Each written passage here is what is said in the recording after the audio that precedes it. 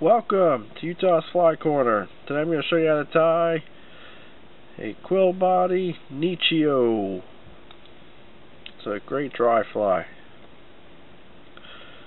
Hook I'm going to tie it on is a Dachi 1180. I'm going to do a size 16 using Nicheo Dun. Start my thread. Run it right back to the back. Just snip the tag off. Now for the tails, I'm just going to use Dun hackle fibers, rooster hackle fibers.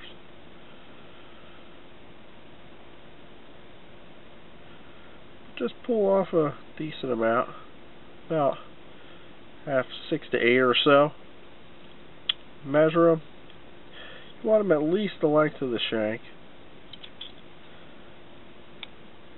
Off them to my side, and then sneak a turn underneath, up on top.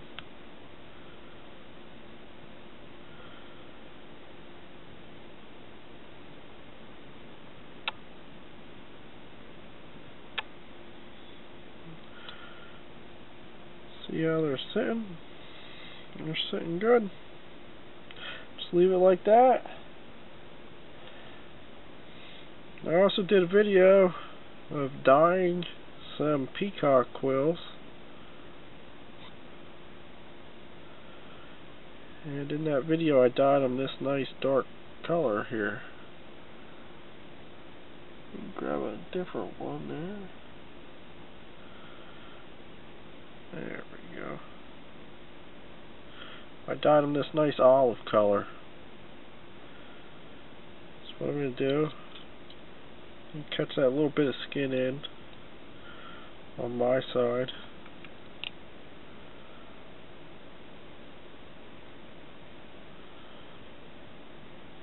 Just going to offer it my slide that piece of skin in there. And just wind up. Don't let your hackle fibers really roll around the shank too much.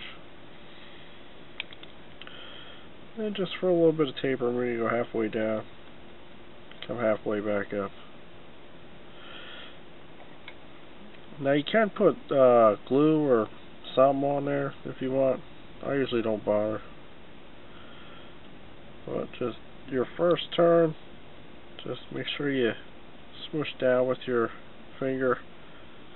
Just wrap the quill.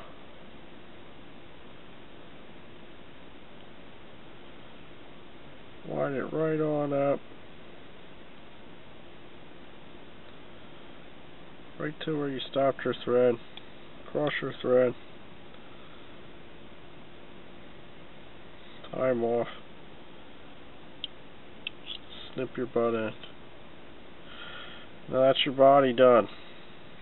Nice BWO color. Now I'm going to take some Sally Hansen's hard as nails. You can use UV resin. The Bug Bond thins some nice stuff, but I'm just going to take some Sally's.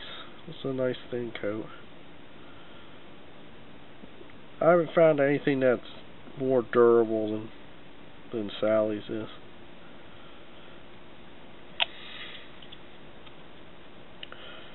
It's a nice thin coat. Give it a sec to dry. While I'm giving it a sec to dry, I want to talk about the wing material. Wing material is niche siliconized polyurethane. This stuff is fantastic stuff. That the siliconaceous process to it really makes it better than standard polyurethane. I'm just going to cut myself a length about 2 inches. And Sally should be about dry by now. What I'm going to do is fold that around the thread, just like making a parachute post. I'm going to go around them, and then I'm going to let him roll the way that he wants to roll. And I'm going to split them just like doing spinner wings.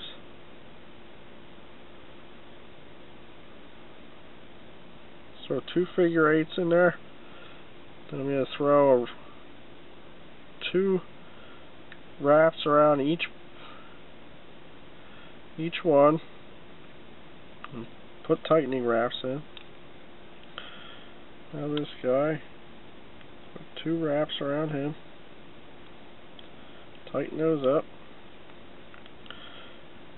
Now we got our wings set in place. I like to do it that way so that you don't, when you coat the body, your wings aren't in the way. Otherwise, the wings get in your way.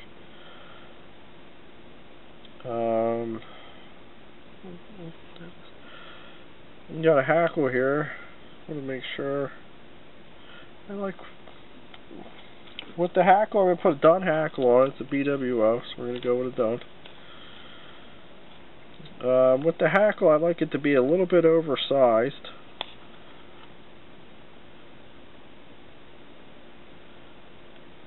That's about right.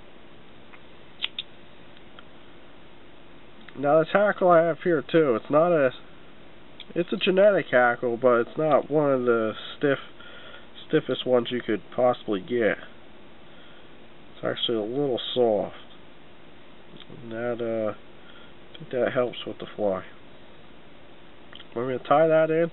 Now I'm going to dub. I'm using dry fly dubbing, super fine, with the BWO to match that color there pretty well. Just take a little wisp of mahogany, a little wisp of brown, and a little wisp of brown olive, and then also a little bit of pale evening dun. This is brighter green here.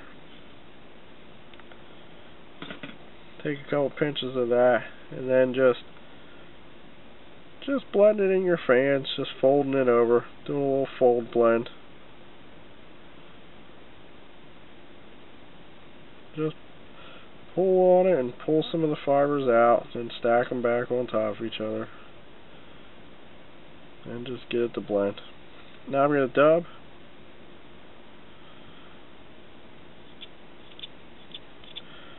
Nice and tight. When you dub with dry fly dubbing, you don't want to use too much, because you want to try to get it as tight as possible to the thread. That's what makes it dry.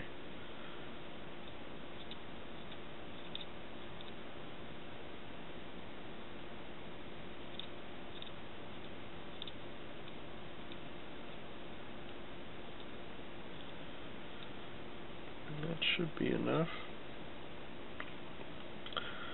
I'm going to lay down a little bit. Get that hair out of there. Lay down a little bit of a post, a little bit of a block in front of the post. I mean the wings. And we have a figure 8 in between them. And take one turn behind the hackle, with the hackle standing up. I'm going to dub just a wee touch more.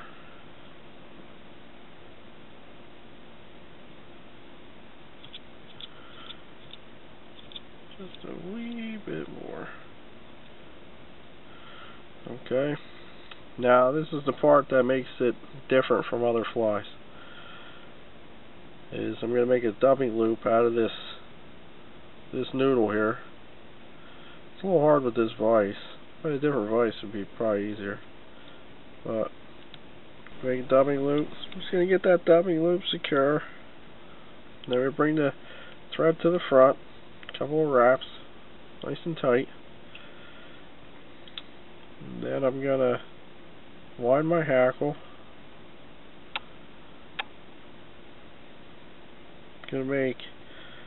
Now keep that dubbing loop on the underside when you turn that hackle.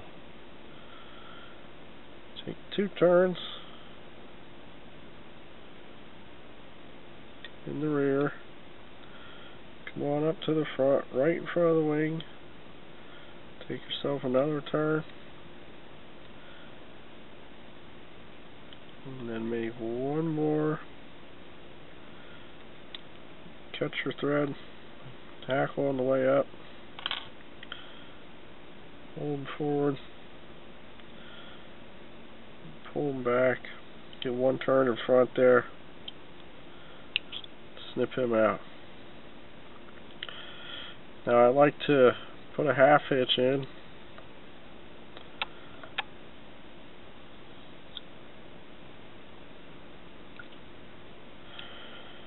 This way it stops the thread from going anywhere. Make sure our wings are set. Turn the fly upside down. I'm just going to stroke this hackle. Just stroke it on out of there. Make sure it wants to go wherever it's more comfortable going. And anybody that doesn't want to leave, just go ahead and give them a little bit of a snip. But most of them will want to go. And try to save as much hackle as possible. Don't just chop it off, because it's going to help the fly out a lot.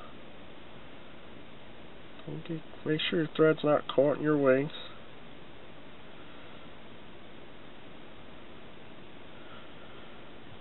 Everybody's set there. Now you bring your dubbing loop over the sides, and I hope you can see this is what over the sides and on top of the shank, like so. So we're going to bring the dubbing loop over the sides, on top of the shank, and bring the thread over, a loose wrap, tighten it up. Do it one more time, tighten it up, and turn it back over. See how everybody came out. Now before you tighten up, take your wings, pull them down to the sides, and pull them back up, hold them, and push your hackle. Just make sure that your hackle is all set. Take a look at it. That's what she looks like underneath. Keep your thread tight. Grab everybody, fold everybody back, and just wrap your head right into the whip finish.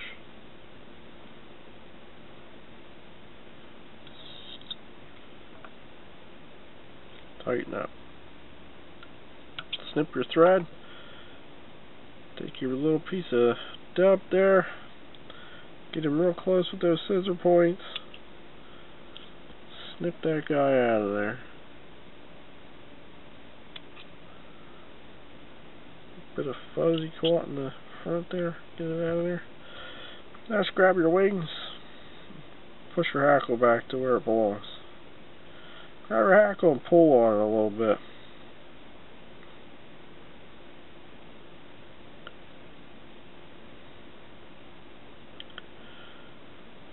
You see, you end up with a V hackle with the body real nice under there. If there's anything that you don't like going on under there, you can always add one hackle that was a little trapped. Got him out of there.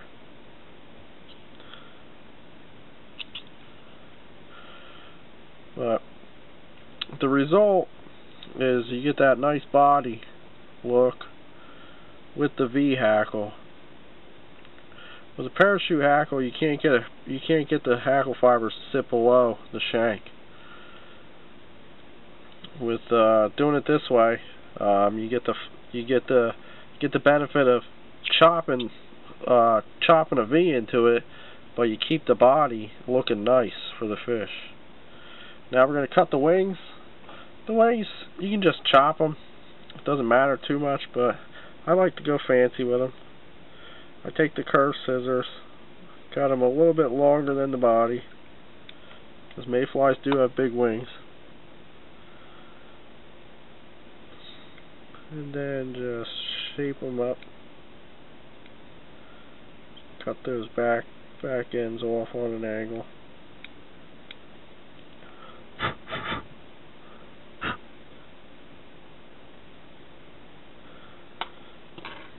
And that's the Nicheo, all set and done. It's an olive quill body Nicheo.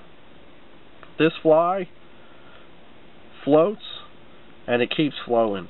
It will sink eventually, but the Benny of it is, by using this yarn for the wings and this style of hackle and this body, there's nothing really there that absorbs water. So when I fish this fly, I never have to use floating, ever. I can fish it all day and I don't have to use floating. Fish after fish, or a false cast, and it floats again. It's a great fly, and the fish really like it. Here's a Nicheo sitting on the water. That's my Nicheo Dun. See what she looks like. It's after the dubbing got wet. You can see that blended in nice with that dyed quill. And the fish, they really do dig the colors.